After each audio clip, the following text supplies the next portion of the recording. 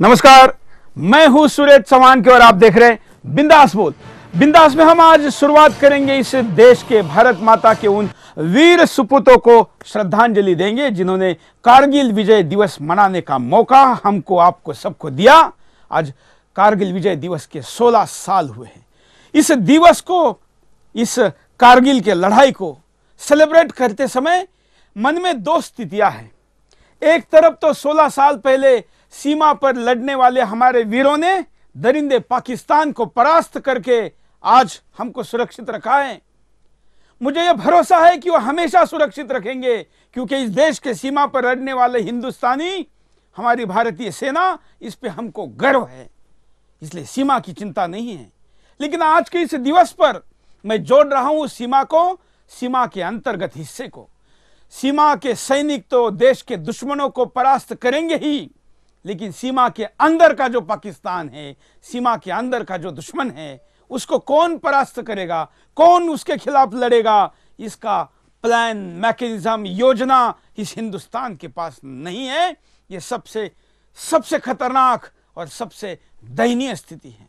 एक तरफ सीमा पर हमारा जवान -40-50 डिग्री में खड़ा रहता है, पाकिस्तान की तरफ से आने वाले गोला बारूद के सामने डटकर खड़ा रहता है, प्राणों की आहुति देता है, दुश्मन को इस देश में घुसने नहीं देता।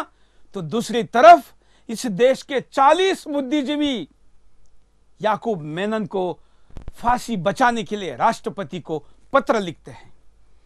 देश के बाकी मीडिया वाले इन 40 लोगों को तो बुद्धिजीवी और सामाजिक कार्यकर्ता कह रहे हैं। मुझे कोई संकोच नहीं इसमें कहने में कि ये तो याकूब बाबा और 40 चोरों की टीम है जो आज कारगिल दिवस पर हमारे शहीदों का अपमान कर रही है, और इसलिए ऐसे चोरों से भी इस देश को बचाना है। शत्रुघ्न सिन्हा जैसा व्यक्ति जो अब तक अपने आप को राष्ट्रवादी कहता था, वो भी याकूब के समर्थन में है। वो भी और ओवैसी, इन दोनों में मेरे लिए कोई फर्क नहीं है। और इसलिए आज इस कारगिल दिवस पर 16 साल पहले सीमा पर जितनी बड़ी चिंताजनक स्थिति पैदा हुई थी, बल्कि उसके भी पहले पाकिस्तान के साथ युद्ध में जो स्थिति पैदा हुई थी, उससे भी खतरनाक स्थिति मैं सीमा के अंदर देख रहा हूं। और इसलिए आज की इस विजय दिवस पर सीमा के अंदर हम कैसे सुरक्षित रहेंगे, इस पर बात करने के लिए हमारे साथ ब्रिगेडियर बीडी मिश्रा जी को हमने बुलाया है। और आप सब हमेशा की तरह हमारे साथ जुड़े रहेंगे।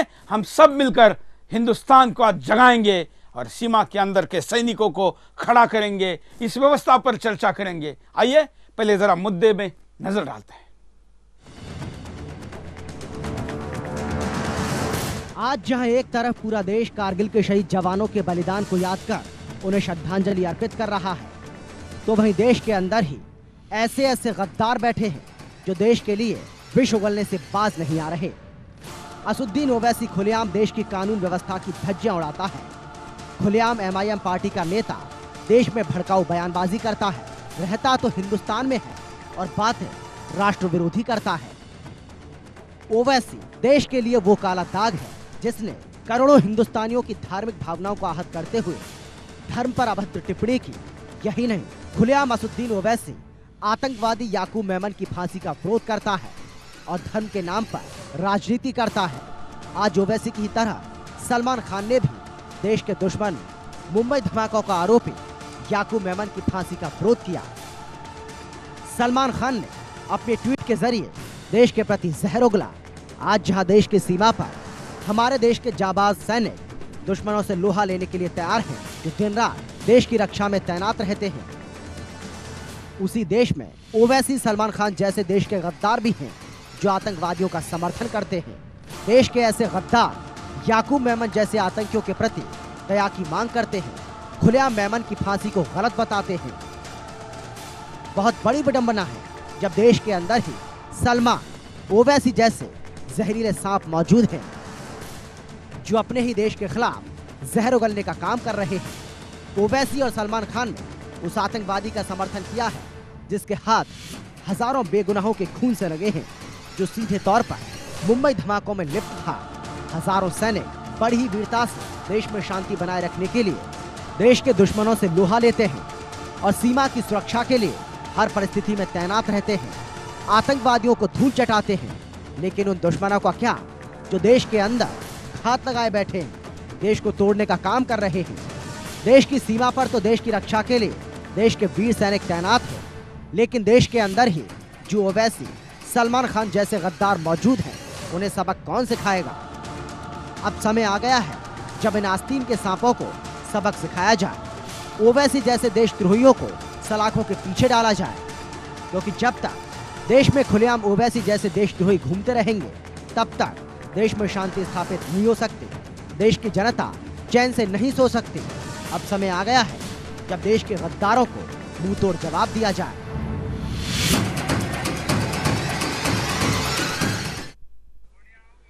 और ये मुद्दा है और इस मुद्दे पर आपको हमको खुलकर बोलना होगा।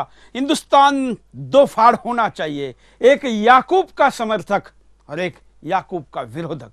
और इससे पवित्र दिन क्या हो सकता है आज के इस कारगिल विजय दिवस से ज्यादा, जो संकल्प लेने के लिए और महत्वपूर्ण दिन नहीं मिलेगा। और युद्ध में तो यह कहा जाता है कि शत्रु हमला कर दे, उसके खिलाफ हमला करने का मुहूर्त देखने की जरूरत नहीं, शत्रु का हमला ही सबसे बड़ा मुहूर्त होता है। और इसलिए कारगिल विजय दिवस को चुना है इस देश के कुछ शत्रुओं ने। और इसलिए आज का दिन उन कारगिल के शहीदों को, कारगिल के वीरों को याद करना है। जरा उनको याद करते हैं।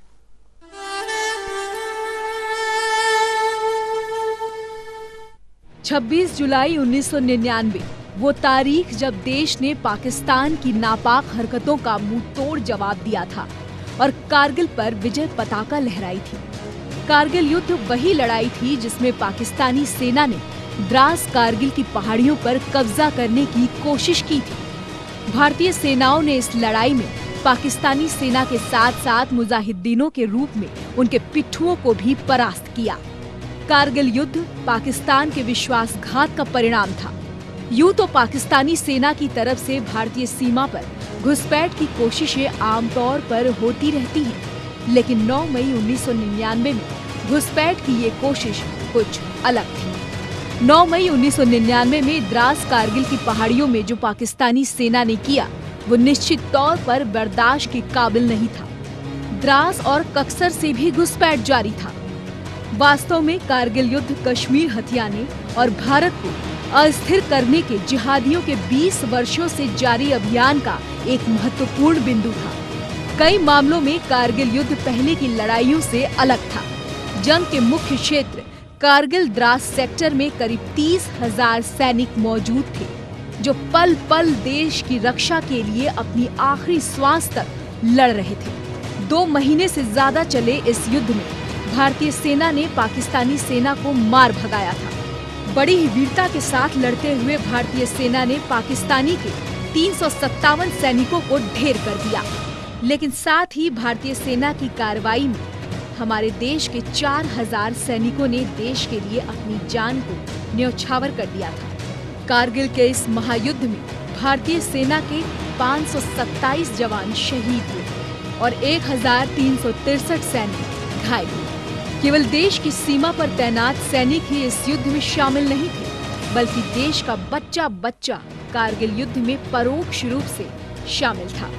और देश की सेना ने बड़ी ही वीरता के साथ लड़ते हुए पाक सेना के छक्के छुड़ा दिए थे। विश्व के इतिहास में कारगिल युद्ध दुनिया के सबसे ऊंचे क्षेत्र में लड़ी गई जंग की घटनाओं में शामिल है। निश्चित तौर पर देश उन वीर सैनिकों के बलिदान को नमन करता है।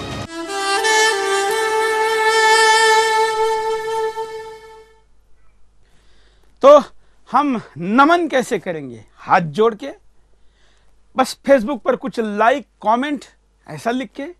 नहीं, भारत माता इससे ज्यादा मांग रही है। वो मांग रही है कि मेरे सीने पर, हिंदुस्तान में एक तरफ मेरा बेटा बनकर ड्रामा करने वाले, भारत के नागरिक बनकर ड्रामा करने वाले मेरे ही सीने में खंजीर डाल रहे हैं, उससे मुक्ति चाह रही है। और इसलिए जमीन पर काम करने का संकल्प आज के दिन लेना है। बीडी मिश्रा जी के पास चलते हैं। बीडी मिश्रा जी, कैसा विरोधाभास है हिंदुस्तान में? एक तरफ हम कारगिल विजय दिवस मना रहे हैं और दूसरी तरफ इस देश की व्यवस्था को पराजित करने का भी काम हो रहा है।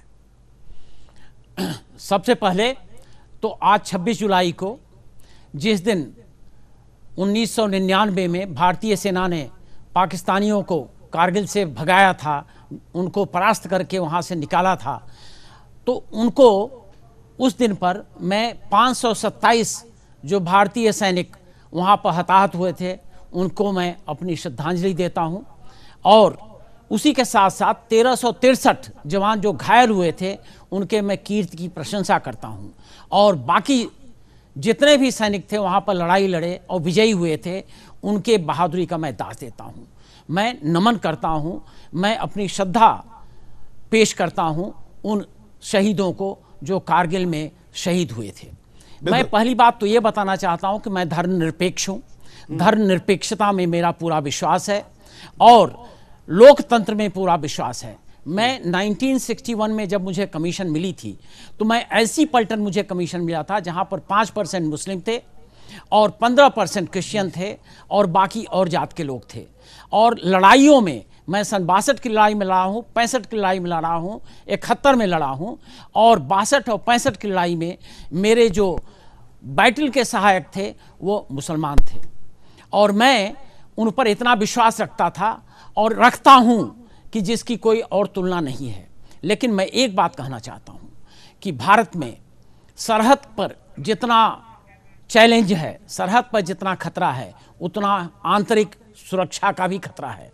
और आंतरिक सुरक्षा का खतरा इस तरीके से गंभीर है कि बॉम्बे में सीरियल ब्लास्ट हुए थे, बॉम्बे में ताज होटल पर अटैक हुआ था, तमाम वहाँ पर विस्फोट हुए और तमाम वहाँ पर लोग मारे गए। तो मैं ये कहना चाहता हूँ कि यह मामला राजनीति से, यह मामला वोट बैंक पॉलिटिक्स से, यह मामला व्यक्तिगत संबंधों से ऊपर होना चाहिए और देश की सुरक्षा के लिए सबको चिंता करनी चाहिए, क्योंकि देश की आंतरिक सुरक्षा हमारे सीमा की सुरक्षा से अब ज़्यादा महत्वपूर्ण हो रही है। और यह सुरक्षा तब तक ठीक नहीं होगी जब तक हम इन बातों से ऊपर न उठें, पहली बात। और दूसरी बात मैं ये कहना चाहता हूं कि भारत में एक न्याय की व्यवस्था है और न्याय की व्यवस्था 3 स्तरों पर है। ट्रायल कोर्ट है, अपील कोर्ट है, उसके बाद नेक्स्ट अपील कोर्ट है। और अगर हम अपने न्याय की व्यवस्था पर पूरा अपना भरोसा छोड़ देते हैं और जो सुप्रीम कोर्ट, उच्चतम न्यायालय है और जो हमारे कॉन्स्टिट्यूशनल प्रोविजन हैं, जो हमारे एक्ट के प्रोविजन हैं, अगर उन्हीं पर हम डाउट करना शुरू कर देंगे तो ये पूरे देश के लिए बहुत खतरनाक है और ये आंतरिक सुरक्षा के लिए बहुत खतरनाक है। हम कहां पर जाकर रुकेंगे, किस पर भरोसा करेंगे? तो मैं ये कहना चाहूँगा कि जो भी लोग, चाहे ऊंचे लोग हों चाहे दूसरे लोग हों, उनको हमारी न्याय व्यवस्था में पूरा विश्वास रखना पड़ेगा। यहाँ तक कि जब कसब का ट्रायल हो रहा था, जो कि गोलियों के साथ, बंदूक के साथ, राइफल के साथ लोगों को मारते हुए गिरफ्तार हुआ था, पकड़ा गया था, उसको भी पूरी ट्रायल की छूट थी। उसके लिए गवर्नमेंट ने अपने पैसे से वकील का बंदोबस्त किया और एक ट्रायल हुआ जो कि बिल्कुल पारदर्शी ट्रायल था।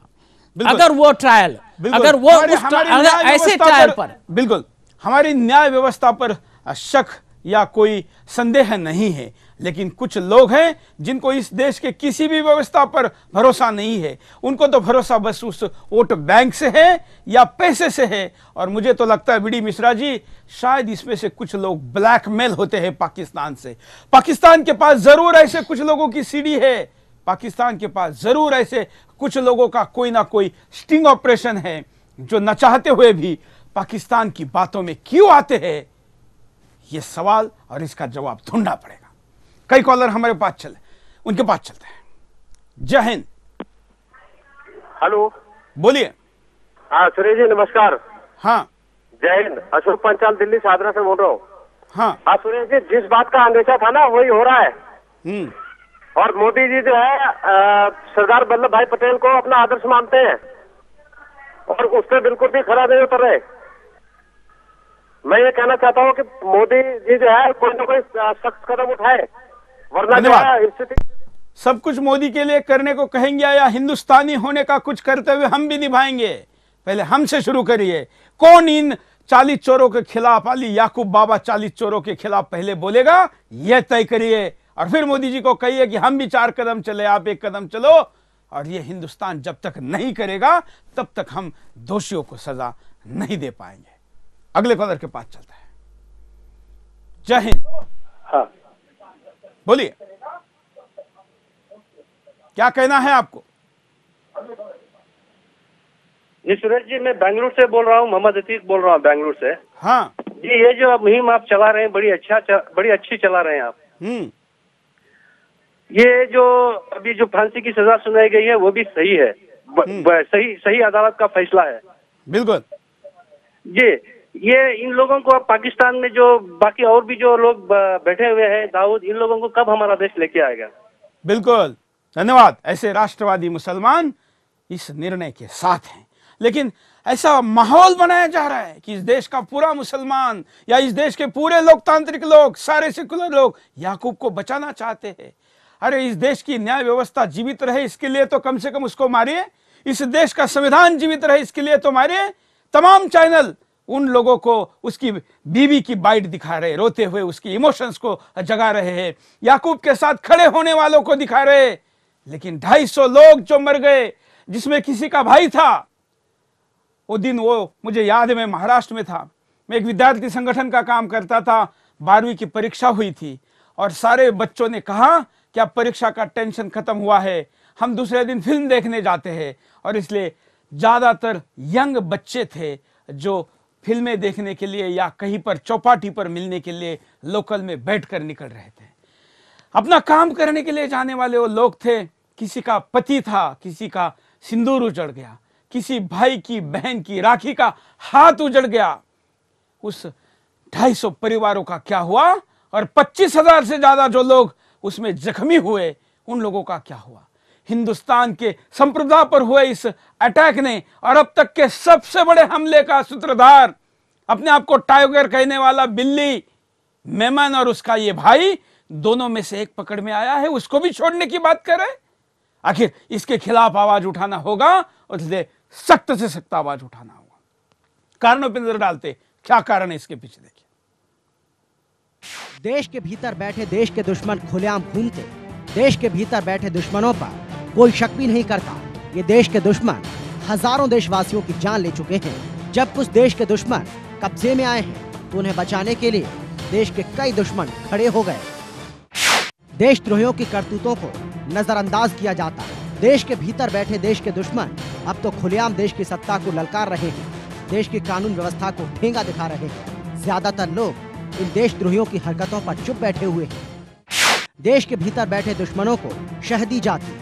देश के भीतर बैठे देश के दुश्मन देश के खिलाफ षड्यंत्र रचते रहते हैं। कई लोग ऐसे देशद्रोहियों को शह देते हैं जिससे इनके हौसले और बढ़ जाते हैं। अब ये देश के भीतर बैठकर देशवासियों को ललकारते रहते हैं।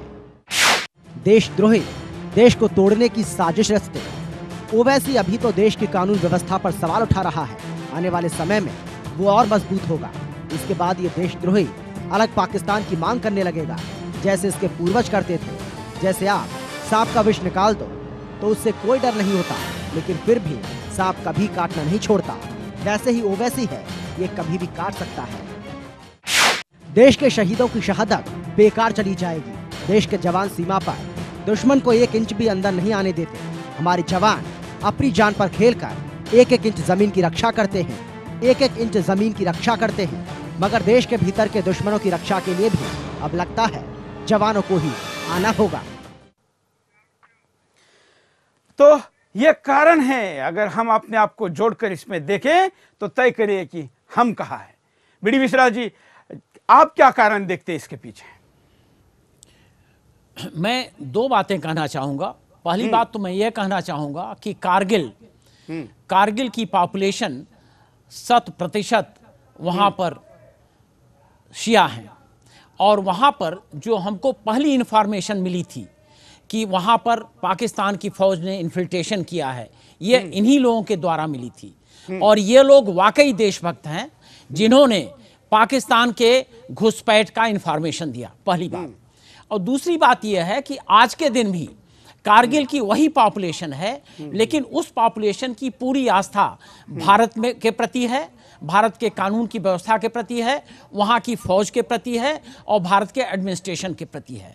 अगर ऐसे तबके को भारत में पूरा विश्वास हो सकता है, तो बाकी लोगों को क्या प्रॉब्लम है कि इस व्यवस्था में नहीं विश्वास रखते हैं? क्योंकि उनको वहां से पाकिस्तान का नर्क नजदीक दिखता है, वहां से महसूस करते हैं कि उस पार धर्म के आधार पर बना पाक कितना नापाक है, और यहाँ पर उसके प्रति जो सपने दिखाए जाते हैं वो इसका सही कारण है। मैं एक बात आपको पाकिस्तान के रवैये के बारे में बताना चाहता हूं।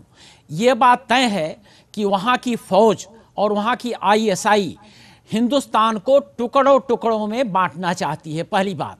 और उस बांटवारा उस एफर्ट में, उनके उस लक्ष्य में जो सबसे पहला एम है वो यहाँ के सोसाइटी को असुरक्षित करना है, और यहाँ के जो सोसाइटी के करिंदे हैं, जो इसके कर्णधार हैं, उनको डिवाइड करना है। यह एक साजिश है। क्या हम उस साजिश में फंसना चाहते हैं? क्या हम अपने देश को बलिदान करना चाहते हैं? क्या हम अपने देश को तोड़ना चाहते हैं? अगर देश को तोड़ने का उद्देश्य है, तब न्याय व्यवस्था पर, यहाँ के सरकारी तंत्र पर, यहाँ की सुरक्षा की व्यवस्था पर, और आगे चल के शायद फौज पर, इन पर भी विश्वास अगर कम करने का एक रवैया चलेगा तो भारत की सबसे बड़ी हानि होगी, भारत का सबसे बड़ा उपकार के खिलाफ। बिल्कुल बिल्कुल। आप मिश्रा जी मैं आपको याद दिलाता हूं कि ये 40 में वो लोग ज्यादा है जो इस सेना के खिलाफ भी बोलते रहते हैं। आपको याद होगा कि सेना के पास जो विशेषाधिकार कानून है सीमावर्ती क्षेत्रों में, उसको हटाने के लिए कैंपेन चलाने वाले में यही प्रशांत भूषण है। यही प्रशांत भूषण है जिसने कहा था कि कश्मीर में लोगों का जनमत लिया जाए, और अगर कश्मीर हिंदुस्तान से दूर होना चाहता है तो उसको दूर होने ही देना चाहे। इस लिस्ट में शत्रुघ्न सिन्हा भी जुड़ गया है। ये उन लोगों के लिए दुर्भाग्य की बात है जो शत्रुघ्न सिन्हा को राष्ट्रवादी कहते थे, लेकिन जो जब भी जहां पर भी गलती करे उसके खिलाफ बोलना चाहिए, और इसलिए शत्रुघ्न सिन्हा का पाप ओवैसी के पाप से कम नहीं है। इसमें सलमान खान भी कूद गया, हालांकि उसने माफी मांग ली, लेकिन सलमान खान को भी लगा, या मुझे लगता है कि रिमोट या रात के बोतल का परिणाम था कि रात में बड़बड़ा कर उसने वो चीजें लिखी, और इसलिए आज मैंने ट्विटर पर लिखा है कि सलमान शराब पीकर ना केवल गाड़ी चलाता है बल्कि ट्विटर भी चलाता है, और शराब पीकर गाड़ी चलाते हुए वो लोगों को और ट्विटर से लोगों के भरोसे को कुचलता है। हालांकि उसने और उसके बाप ने माफी मांग ली, लेकिन ये जो नए 40 लिस्ट सामने आई है उसके खिलाफ सुदर्शन कल से बिंदास बोल की विशेष सीरीज ला रहा है। हम आपको स्क्रीन पर भी दिखाएंगे कि हम इस कार्यक्रम को, वैसे तो हम 3 ही दिन लाते हैं, शुक्रवार शनिवार रविवार बिंदास बोल होता है, लेकिन देश के विशेष परिस्थिति में हम बिंदास को रोजाना लाते हैं, और इसलिए याकूब को फांसी मत दो कहने वालों का आवाज बड़ा है, या याकूब को फांसी दो इसका आवाज बड़ा है, ये कल से आप और हम तय करेंगे। हम सोमवार से रोज रात 8 बजे बिंदास बोल में याकूब को फांसी दो मुद्दा लेकर आएंगे। याकूब को बचाने वाले याकूब बाबा और 40 चोरों की टोली हम पर भारी पड़ती है, या याकूब को फांसी दो कहने वाले वीरों की टोली भारी पड़ती है, ये आपको हमको तय करना है। कल से बिंदास जो विशेष होने जा रहा है उसका विशेष प्रचार करिए, क्योंकि ज्यादातर दर्शकों को पता है कि हम फ्राइडे टू संडे ही बिंदास बोल करते हैं, लेकिन मैंने कल से याकूब के फांसी तक के मेरे सारे कार्यक्रम रद्द कर दिए हैं, और अब मैं नोएडा में इसी स्टूडियो में रहूंगा, और दिन भर भी और रात को विशेष कार्यक्रम के साथ हम याकूब की सच्चाई, और खास करके हम उन लोगों को आह्वान करते हैं जो मुंबई में बम धमाके में जिनके परिवार का नुकसान हुआ, कोई परिवार के सदस्य की मृत्यु हो गई, वो लोग हमको संपर्क करें। हम उनके दुख को, दर्द को हिंदुस्तान के सामने रखेंगे, और तब पता चलेगा कि एक तरफ याकूब के बीवी की बाइट चल रही है और दूसरी तरफ इस धमाके में मरे हुए लोगों, जो इनोसेंट लोग थे, उनकी है। लोगों को 250 परिवार इनोसेंट नहीं लगते, उनको याकूब मेमन इनोसेंट लगता है, क्योंकि दुबई से, पाकिस्तान से पाकिट भेजे जा रहे हैं। पीआर एजेंसी के द्वारा तमाम लोगों को संपर्क किया जा रहा है।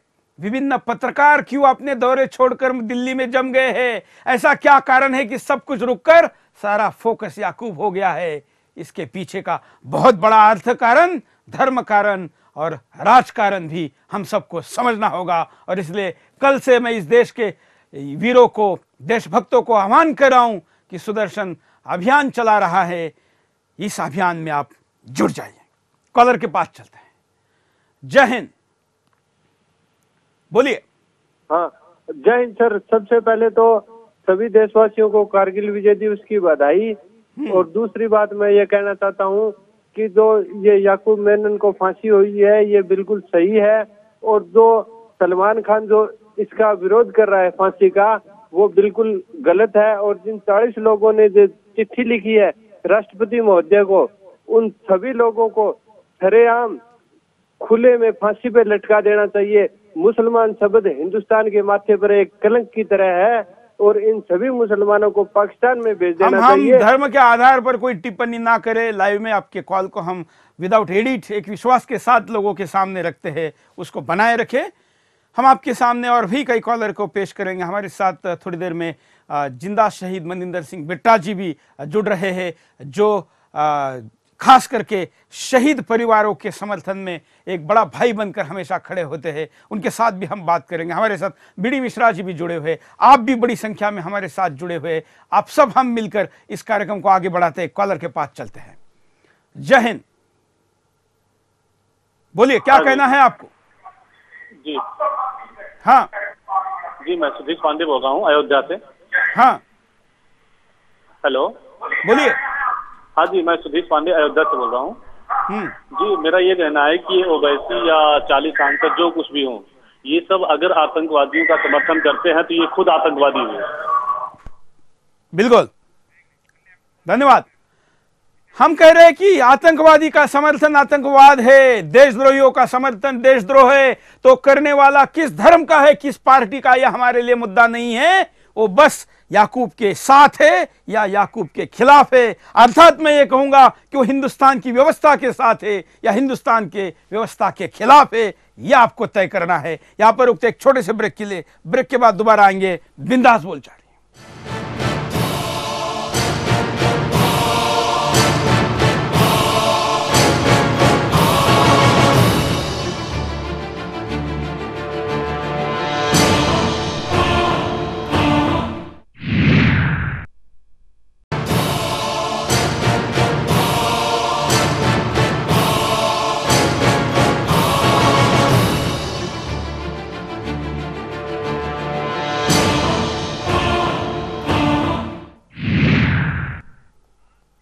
ब्रेक के बाद आपका एक बार फिर से स्वागत है। आप देख रहे हैं बिंदास बोल, और बिंदास में हम आपके सामने मुद्दा लेकर आए हैं।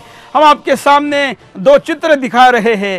एक तरफ इस देश के लिए शहीद होने वाले वीर जवान, उनके विजयी दोस्त, विजयी मित्र, विजयी सैनिक, विजयी सिपाही, हम सबके सिरमौर हिंदुस्तान का तिरंगा लेकर बॉर्डर पर खड़े हैं, जिन्होंने पाकिस्तान को पराजित किया। और दूसरी तरफ नीचे ये गद्दार है जो हिंदुस्तान का खाते और हिंदुस्तान के व्यवस्था के खिलाफ बोलते हैं। हालांकि सलमान तो माफी मांगकर दूर भाग गया, लेकिन अब इसमें 40 लोगों की लंबी लिस्ट जुड़ गई है। और ये लिस्ट कितने भी बड़ी क्यों ना हो जाए, चाहे ये लिस्ट लाखों में क्यों ना चली जाए, हम इनके खिलाफ बोलेंगे। इनका धर्म कौन सा है, इनकी पार्टी कौन सी है, इनकी विचारधारा कौन सी है, हमको पता नहीं। हमको बस एक पता है, वो है हिंदुस्तान और हिंदुस्तान की व्यवस्था। और इसलिए राष्ट्र सर्वप्रथम के नारे के साथ हम इस अभियान में जुड़े हैं। और याकूब को फांसी दो, इस कैंपेन को सुदर्शन पर लगातार तब तक चलाएंगे जब तक ये फांसी नहीं होती। बीडी मिश्रा जी हमारे साथ है। मिश्रा जी, ओवैसी, सलमान खान, ऐसे लोग देश में जो अंतर्गत कानून व्यवस्था की हम बात कर रहे हैं, वो खराब होने के लिए कितने जिम्मेवार हैं? मैं एक सैनिक हूं, 36 साल तक मैं फौज में था और 22 साल मुझे रिटायर हुए हो गया है। और मैं ये समझता हूं, मेरा जितना भी तजुर्बा है, कि भारत का हर एक सैनिक भारत की सुरक्षा के लिए हमेशा उद्यत है और भारत की सुरक्षा में विश्वास करता है। और मैं ये भी कहता हूं कि भारत की सुरक्षा के लिए बहुत आवश्यक है कि आतंकवाद का पुरजोर विरोध किया जाए और हर क्वार्टर से हो। भारत का हर समाज, भारत के समाज का हर एक सिटीजन उसका विरोध करे, भारत के समाज का हर एक नागरिक उसका विरोध करे, भारत के समाज का एडमिनिस्ट्रेटिव सेटअप विरोध करे और सुरक्षा के कर्मी वो विरोध करें। जीरो टॉलरेंस होनी चाहिए। यह मैं इसलिए कह रहा हूं क्योंकि अगर ऐसा नहीं होगा तो हम शायद पाकिस्तान की व्यवस्था में चले जाएंगे। आपको याद होगा कि पाकिस्तान ने भारत के खिलाफ आतंकवादियों को पाला था। उसका नतीजा यह हुआ कि उनकी स्वात वैली में ही वहां के जितने आतंकवादी थे आ गए। मैं ये नहीं चाहता हूं कि भारत में कोई ऐसी हमारी छोटी बहन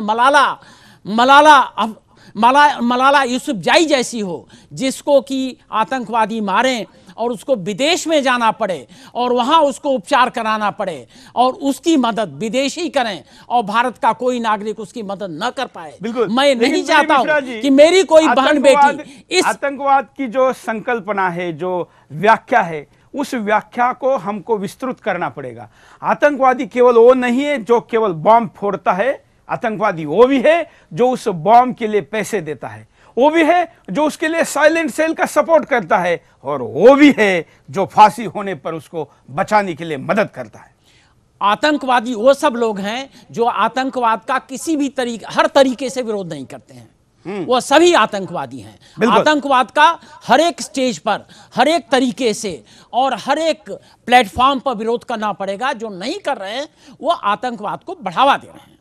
बिल्कुल, और इसलिए इस बढ़ावा में उतने चुप बैठने वाले जो लोग हैं वो भी उतने ही पाप के भागी है, और इसलिए चुप बैठना भी इस संग्राम के समय में, जब भारत माता के खिलाफ इतने बड़े षड्यंत्र होते हो, सीमा पार से इस देश के तथाकथित सामाजिक कार्यकर्ताओं को खरीदा जाता हो, तथाकथित कलाकारों को खरीदा जाता हो, तथाकथित मीडिया सारा पुरुषार्थ छोड़ के एक इनोसेंट तथाकथित याकूब को बचाने के लिए लग जाता है, तो सामर्थ्य देखिए बंधुओं, कितना सामर्थ्य होगा पैसों का उनके पीछे, कितना सामर्थ्य होगा बाकी चीजों का जो इनको मजबूर कर रहे हैं, खरीद रहे हैं बोलने के लिए। देश में सारे मुद्दे छोड़कर अब किसानों की आत्महत्याएं बंद हो गई, अचानक सारे मुद्दे गायब हो गए और याकूब जीवित रहे, ये चिंता शुरू हो गई।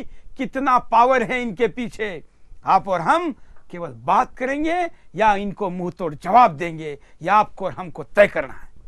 कॉलर के पास चलते हैं। जय हिंद। जय हिंद सुरेश जी मैं धीरज बोल रहा हूँ यूएसए से। हाँ, मैंने जिस दिन सुना कि याकूब को फांसी की सजा हो रही है उस दिन मैं बहुत ही प्रसन्न था, और मैंने सोचा था कि पूरा भारत इसका सपोर्ट करेगा, क्योंकि जिस बंदे को इतने समय लग गए, 22 वर्ष लग गए अपनी व्यवस्था को उसे सजा देने में, और उसके बाद हमारे ही देश में आंतरिक रूप से इतने लोग हैं जो उसकी फांसी की सजा को कैंसिल करना चाहते हैं। मैं तो इतना हैरान हूं कि अपने ही देश के लोगों को मारने के बाद किसी व्यक्ति को अगर सजा हो रही है और उसके सपोर्ट में कुछ लोग खड़े हो रहे हैं, और उसके ऊपर मुझे ताजुब इस बात का हो रहा है कि हमारी प्रजातंत्र होने के बाद भी हमारी सरकार कोई एक्शन इनके अगेंस्ट नहीं ले रही है। और सरकार के अलावा हमारी जो दूसरे तरह के लोग हैं, जो नेता उसके सपोर्ट में नहीं है, कम से कम वो तो आके सामने बोले कि इस तरह का राजद्रोह करने वाले व्यक्ति को आप सपोर्ट करके कहाँ ले जा रहे हैं, देश को किस तरफ ले जा रहे हैं। बिल्कुल। और आप लोग जब विदेश में बैठ के, जहां पर कानून व्यवस्था, देश प्रेम इतना कड़वा होता है, इतना अच्छा होता है, भारत की तरफ जब देखते हैं तो क्या महसूस करते हैं? देश जो है, हम लोगों को तो यहाँ से बैठ के ऐसे लगता है कि हम भारत जैसी सरजमी से आए हैं जहाँ पे एक संस्कार है, लेकिन जब इस तरह की एक्टिविटीज देखी जाती तो ऐसा लगता है कि हमने शायद अपने संस्कारों और कल्चरों को खो के हमने पूरी तरह विदेशी चीजों को अपना लिया है। हमारे अंदर अपनापन कुछ नहीं रहा, हम सिर्फ पैसे और सत्ता के चक्कर में अपने सारे वैल्यूज को खो चुके हैं। बिल्कुल। और क्या बाकी लोग अपने वैल्यू खो देंगे, हिंदुस्तान को खो देंगे? हिंदुस्तान की सीमाओं को, सीमा पर लड़ने वाला ही केवल दुश्मन नहीं होता है, सीमा के अंदर लड़ने वाला भी दुश्मन होता है। बीडी मिश्रा जी, हम दोबारा उसी मुद्दे पर आते हैं कि ओवैसी जैसे लोग अंतर्गत सुरक्षा के लिए कितना बड़ा खतरा आप मानते हैं? मैं ये समझता हूं कि आतंकवाद और आतंकवादी का सपोर्ट बिल्कुल नहीं होना चाहिए और जीरो टॉलरेंस होना चाहिए। खास तौर से जब ड्यू प्रोसेस ऑफ लॉ से कोई एक व्यवस्था दी गई है न्यायालय के द्वारा, तो उस पर प्रश्न उठाना, इसके माने कि पूरी जो कड़ी है देश की, एक न्याय की व्यवस्था है, उस कड़ी पर आप प्रश्नवाचक चिन्ह डाल रहे हैं, और उस कड़ी को तोड़ने का जो अंजाम है वो अराजकता है, और उस अराजकता की तरफ खींच रहे हैं। मैं एक बात और कहना चाहूंगा, मैं आज मीडिया के जरिए ये बातें कह रहा हूं और मीडिया पर, इलेक्ट्रॉनिक मीडिया बैठा हूं, लेकिन मुझे इलेक्ट्रॉनिक मीडिया से भी एक शिकायत है। इलेक्ट्रॉनिक मीडिया की जिम्मेवारी यही सिर्फ नहीं बनती है कि अपनी टीआरपी बढ़ाओ, सेंसेशनल न्यूज बढ़ाओ और उसके द्वारा आप पैसे कमाओ। इलेक्ट्रॉनिक मीडिया की भी जिम्मेवारी बनती है कि देश की सुरक्षा के ऊपर चिंता करे और देश की सुरक्षा को बढ़ावा दे। मैं एक बात कहूंगा, जब ताज होटल पर बॉम्बे में अटैक हुआ था तो इलेक्ट्रॉनिक मीडिया ने वहां पर जाके पावरफुल कैमरे सेटअप किए और जो ब्लैक कैट कमांडोज वहां पर स्लीपिंग करके होटल के ऊपर आ रहे थे उनकी फोटो दिखा रहे थे। वो फोटो पाकिस्तान में जो इनके आका थे, इन आतंकवादियों को, उनको दिखाई पड़ रही थी और इनको आगाह कर रहे थे कि तुम्हारे ऊपर हमला हो रहा है।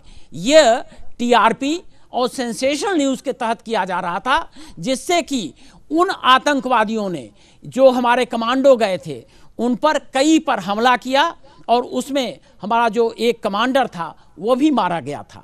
और यह एक गैर जिम्मेदारी की बात है। देश की सुरक्षा सबसे पहले आती है और फिर उसके बाद टीआरपी, सेंसेशनल न्यूज और पैसा कमाने की बात आनी चाहिए। बिल्कुल, और ये खेल लगातार जारी है, सीमा पार से कंट्रोल हो रहा है।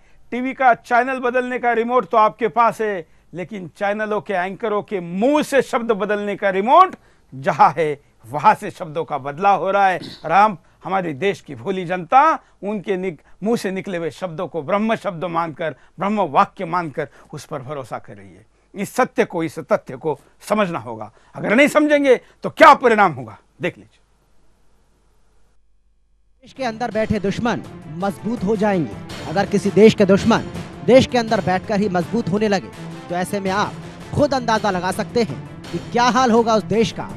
क्या देश के भीतर बैठे ये दुश्मन देश को चैन की नींद सोने देंगे? आतंकियों को सजा नहीं मिलेगी।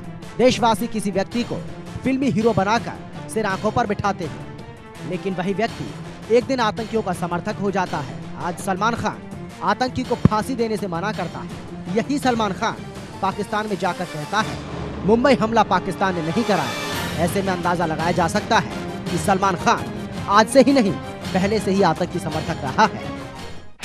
देश के खिलाफ बगावत शुरू हो जाएगी। जिस प्रकार से देश के प्रतीक चिन्हों पर हमला होता है, मुंबई में शहीद पार्क की प्रतिमा को खंडित किया जाता है, सरकारें और पुलिस खुलेआम होते इस रंगे नाच पर चुप बैठती हैं। महाराष्ट्र में तब कांग्रेस सरकार और केंद्र में भी कांग्रेस सरकार थी, वहीं से देशद्रोहियों के हौसले बुलंद हो गए थे।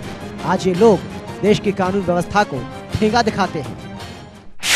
आतंकी लोगों को मारकर पाकिस्तान भागते रहेंगे। जैसे डॉन दाऊद और टाइगर मेमन मुंबई हमलों को अंजाम देकर पाकिस्तान भाग गए, वैसे ही कई आतंकी भी यही सोचते हैं कि भारत में आतंकी हमला करो और पाकिस्तान भाग जाओ। लेकिन अगर कोई आतंकी पकड़ा जाता है तो उसे बचाने के लिए सलमान और ओवैसी जैसे लोग आकर खड़े हो जाते हैं। ऐसे में पता चलता है कि आतंकियों के भारत में सबसे बड़े पैरोकार हैं।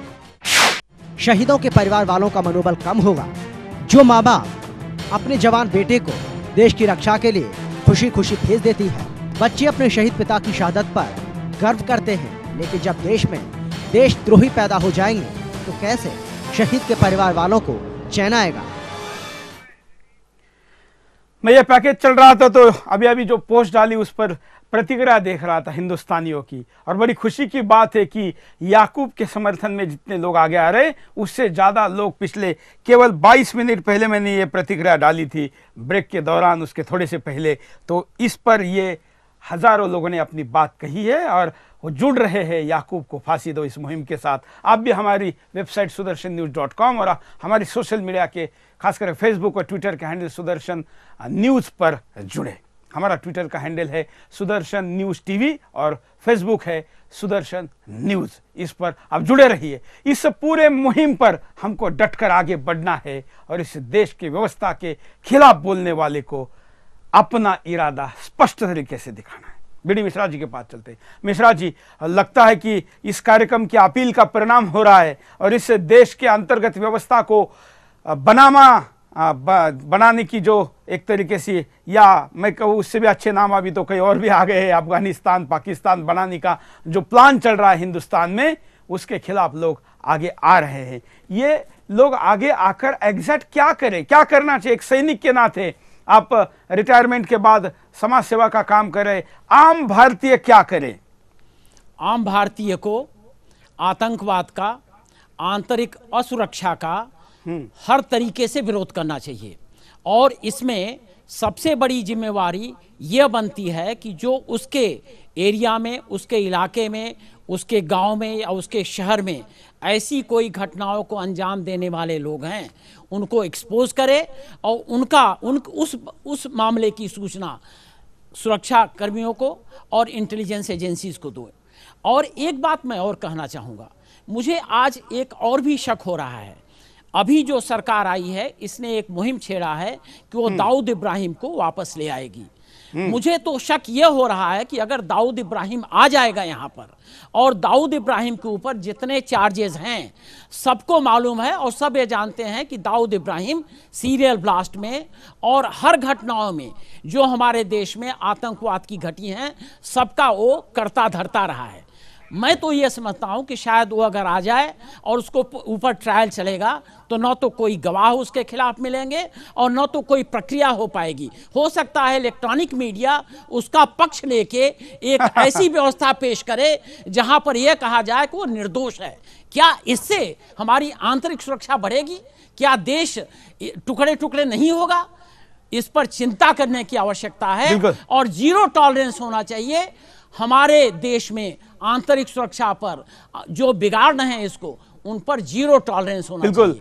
आप तो, मैं तो कल्पना कर रहा हूं आपकी बात सुन के कि अगर दाऊद को यहाँ लाया जाएगा तो जिस भी हवाई जहाज से या जैसे भी उसको लाएंगे ना, मुझे तो लगता है इस देश की बहुत बड़े ऐसे देशद्रोही जाके फूलमाला लेकर उसका स्वागत करेंगे। जिस सड़क से उसको लेके जाएंगे ना, उस मट्टी को अपने माथे पर लगाएंगे। ऐसे भी पापी इस देश में हैं, क्योंकि बाकी जो सज्जन है वो निष्क्रिय होकर बैठे हुए हैं। आप बिंदास होकर जब तक बोलेंगे नहीं, इस चीज का जब तक विरोध करेंगे नहीं, तब तक ऐसे लोगों की और फौज बढ़ती रहेगी। कॉलर हमारे साथ जुड़े, उनके पास चलते हैं। जय हिंद। जुड़े ना? हाँ, क्या कहना है आपको? हेलो, बोलिए। हाँ, सुरजी साहब बोल रहे हैं? हाँ हाँ सर, पंडित केशवलाल पालीवाल, उदयपुर राजस्थान से बोल रहा हूँ सर। हाँ सर, देश प्रेम की इस मुहिम के लिए सर मेरी ओर से बहुत बहुत बधाई देना चाहता हूँ आपको। केवल बधाई नहीं चाहिए, सहभाग चाहिए। बिल्कुल बिल्कुल सर, बिल्कुल हम आपके साथ में हैं सर, और ये होना चाहिए। और इसलिए जो लोग इस कार्यक्रम को देख रहे हैं वो अपने अपनी जगह पर इसके खिलाफ बोर्ड लगाए, होल्डिंग लगाए, ना केवल सोशल मीडिया पर, जमीन पर एक्टिविटी करे। और बाकी मीडिया आपके एक्टिविटी को दिखाए ना दिखाए, आप आपके एक्टिविटी के फोटो और वीडियो हमारा जो व्हाट्सएप नंबर स्क्रीन पर चल रहा है उस पर आप भेजें, हमको फोन करें, ईमेल करें, सोशल मीडिया पर अटैच करें, हम उसको पूरी पब्लिसिटी देंगे। जब तक याकूब की फांसी नहीं होती, हमारे लिए बाकी खबरें हम ड्रॉप करेंगे। अब ज्यादा से ज्यादा समय, बल्कि पूरा का पूरा समय हम इस याकूब के फांसी पर जरूर लगाएंगे। याकूब हमारे लिए एक वो प्रवृत्ति है जो हिंदुस्तान के खिलाफ लड़ती है, और उसको कुचलना इसलिए आवश्यक है क्योंकि इस देश के कानून के व्यवस्था के द्वारा उसको कुचला जा रहा है। और उसके बावजूद उस पर बचाने के लिए बहुत बड़ा प्रेम करने वाले, बहुत बड़ा प्यार लुटाने वाले तथाकथित बुद्धिजीवी, तथाकथित पत्रकार, तथाकथित क्या क्या उनके लिए शब्द लगाए जाए, कल से उस पर काम करेंगे। आज हम इस विषय पर, कई कॉलर हमारे साथ जुड़े हैं, उनकी बात सुनते हैं। जय हिंद, बोलिए। सर, मैं विशाल जट बात कर रहा हूँ यमुनानगर से।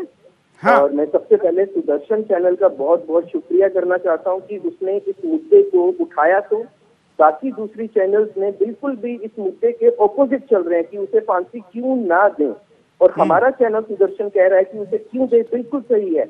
आप उन माँ बहनों, बाप भाइयों से पूछिए जिनके लोग इस बॉम्ब ब्लास्ट में मारे गए हैं। आप इसकी वाइफ का इंटरव्यू दिखाकर कह रहे हैं कि इसको फांसी से बचा लिया जाए। मैं तो दिल से चाहता हूं कि ऐसे बंदों को शरेआम सड़क पर फांसी दी जाए, ताकि ये एक लेसन रहे उन लोगों के लिए जो भारत के अगेंस्ट पॉलिसीज बना रहे हैं, भारत को टुकड़ों टुकड़ों में बांटना चाहते हैं। और मैं दिल से दर्शन चैनल का थैंक यू करना चाहता हूं। यही एक इकलौता, एकमात्र चैनल है जो इस देश के अखंडता को बरकरार रखना चाहता है। जय हिंद। जय हिंद, धन्यवाद। ये हुई ना बात, ऐसा हौसला बढ़ाइए, ऐसे साथ दीजिए, क्योंकि जब तक हम सब मिलकर इसके आगे नहीं आएंगे, हम इन लोगों को सबक नहीं सिखा सकते। अगले कॉलर के पास चलते हैं। जय हिंद। ये सलमान खान की भी पिटाई होनी चाहिए और ओबीसी की भी पिटाई होनी चाहिए। ये हमारे देश के दुश्मन है जो ये इनके उसमें बोल रहे हैं, और इसको फांसी जल्दी से जल्दी दी जाए। बिल्कुल, सलमान के घर पर जो प्रदर्शन हुआ उसको हम आपको दिखाते हैं, सलमान के घर के बाहर क्या हुआ। हालांकि आज देश भर में कई जगह पर हुआ, लेकिन कुछ फुटेज हम आपके सामने दिखा रहे हैं जो विभिन्न स्रोतों से हम तक पहुंचा है। और जो इसी फांसी की जो शिक्षा दी गणेश को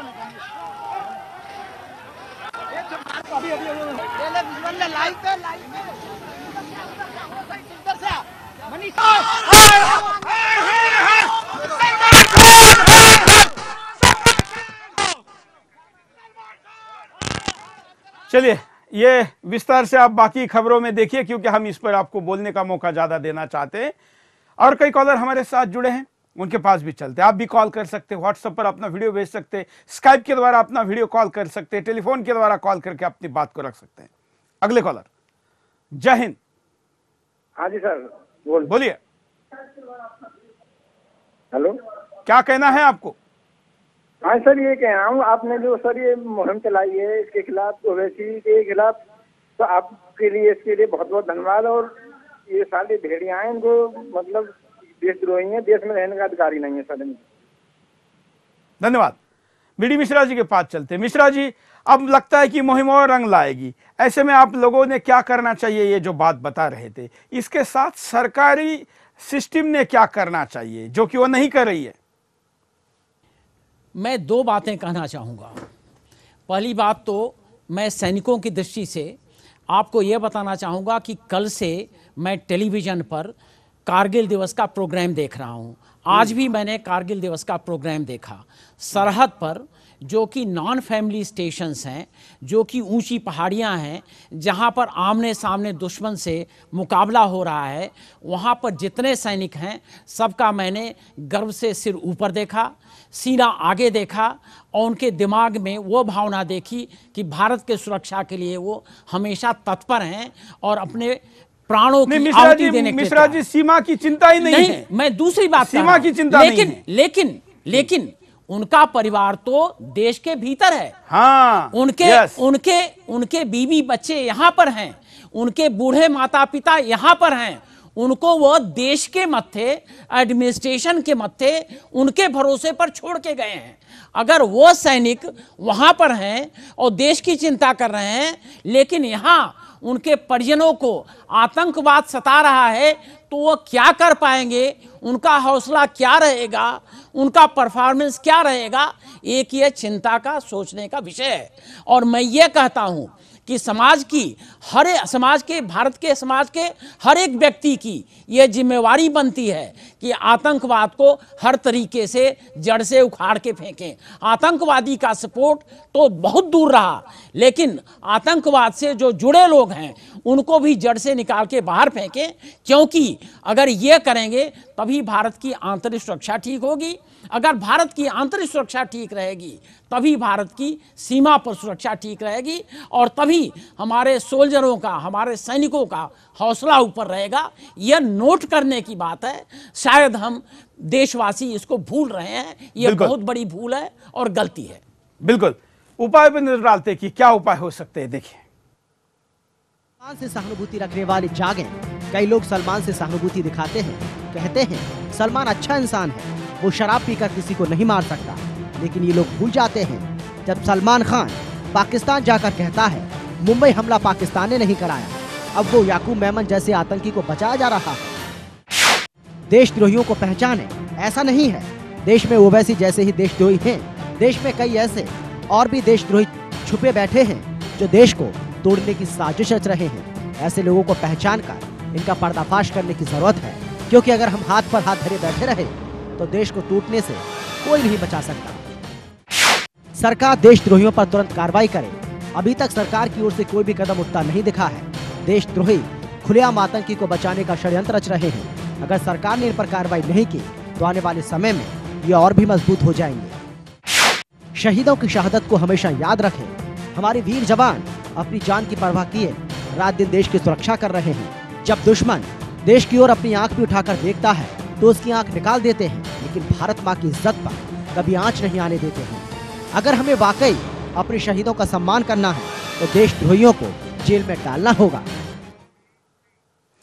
हमारे साथ जिंदा शहीद मनिंदर सिंह बिट्टा जी जुड़े हैं, जो इस देश के शहीद परिवारों के बड़े भाई के रूप में सेवा करते हैं। आज कारगिल विजय दिवस पर बिट्टा जी मैं आपका भी अभिनंदन करता हूं, क्योंकि आप उन लोगों को, उन परिवारों को बड़ा भाई बनकर सहयोग करते रहते हैं।